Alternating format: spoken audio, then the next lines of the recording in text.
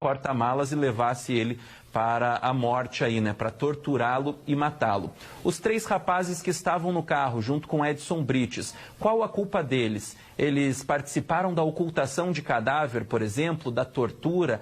Tudo isso vai ser identificado agora. E também a própria Alana Brites, a filha do casal Brites, que estava de aniversário, convidou o jogador Daniel, então, para a festa, e foi a partir dessa boate, da festa na sequência na casa deles, que aconteceu tudo isso. A juíza vai, então, individualizar pelo que cada um vai responder e, na sequência, vai definir também se eles vão a júri popular ou não. Se é só o Edson Brites que vai a júri popular, se todos vão a júri popular e por aí vai. Então, este é o papel da justiça a partir de agora. Interrogatórios, manifestação da acusação e da defesa, e o processo já está pronto para que a juíza decida. Olha, é muito importante esse trabalho agora para definir qual o papel exatamente de cada um nesse caso. Por isso, os interrogatórios são importantes. É claro que se houver contradições, se houver divergência entre as versões deles, tudo isso vai ser, essas dúvidas vão ser tiradas ao longo do processo. Há possibilidade de acariação, imagina, a partir dos interrogatórios, se houver discrepâncias muito grandes. Então, acariação. O que é acariação? A gente tem que traduzir para quem está em casa, que não é obrigado a conhecer os termos jurídicos. É colocar um na frente do outro. E aí? Como é que foi? Como é que foi? E os dois falam ali na frente do delegado, na frente das pessoas envolvidas nesse caso, quais são suas versões e, eventualmente, dúvidas são tiradas ali naquele momento. Tem uma reportagem, é sua reportagem, Douglas, que está pronta? Não. Tem uma reportagem, é isso, sobre esse caso? Não tem. A reportagem é de outro caso e o Douglas também traz essa informação. O pessoal enganava os fiéis de uma igreja. Como é que funcionava esse golpe? Porque, geralmente, os golpistas, eles se aproveitam da ingenuidade das pessoas, se aproveitam, às vezes, da ganância das pessoas e se aproveitam também da fé dessas pessoas. E eu acho que esse é o caso aí, o Douglas vai contar pra gente. É isso mesmo, Lucas. Estes falsos pastores, inclusive, o que eles faziam? Viajavam o Brasil dando golpes. Mais de 7 estados já foram identificados golpes deles. A hora que eles são descobertos, então ficam pouquíssimo tempo presos. Quando são pegos, na sequência são soltos e começam a dar golpes em outro lugar. Aqui no Paraná, então, o que eles fizeram? Se aproximaram de uma igreja na região metropolitana aqui da capital paranaense. Alguns se passavam, inclusive, por pastores, iam lá e faziam tudo para passar confiança. Anúncio em veículos de comunicação, escritório, placa, alvará na parede, folder, panfleto, praticamente morava junto com o pastor da igreja ali, ficava direto, então passavam muita confiança. Um teatro muito grande, só que na sequência eles organizavam grandes viagens, mais de 100 pessoas, por exemplo, pagando aí R$600, por exemplo, pela viagem. Os preços eram bastante atrativos, é claro. E no fim, eles enfiavam o dinheiro no bolso e sumiam. Só que dessa vez, algumas denúncias chegaram à Polícia Civil, que agiu rapidamente e prendeu essas pessoas. Valeu, Douglas. Grande abraço para você. Excelente final de semana. A gente vai ver a reportagem sobre esse caso. Eles se aproveitam da fé das pessoas, se aproveitam da boa vontade das pessoas e fazem isso aí, ó. Levam dinheiro de quem não tem. Você fala assim, tá sobrando, mas não tá faltando. Reportagem da Solange Berezuc.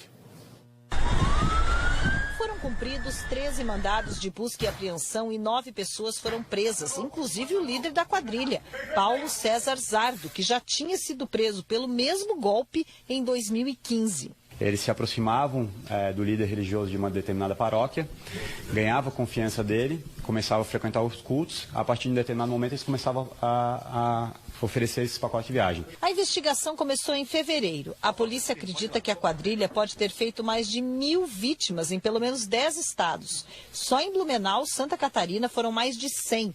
A maioria idosos que sonhavam em conhecer a Terra Santa. Essas vítimas pagaram ali entre os valores de R$6.000 a R$9.000.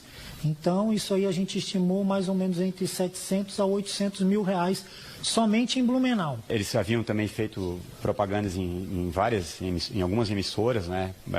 Alugaram vários veículos, uma frota de veículos que plotaram com adesivos da Shalom.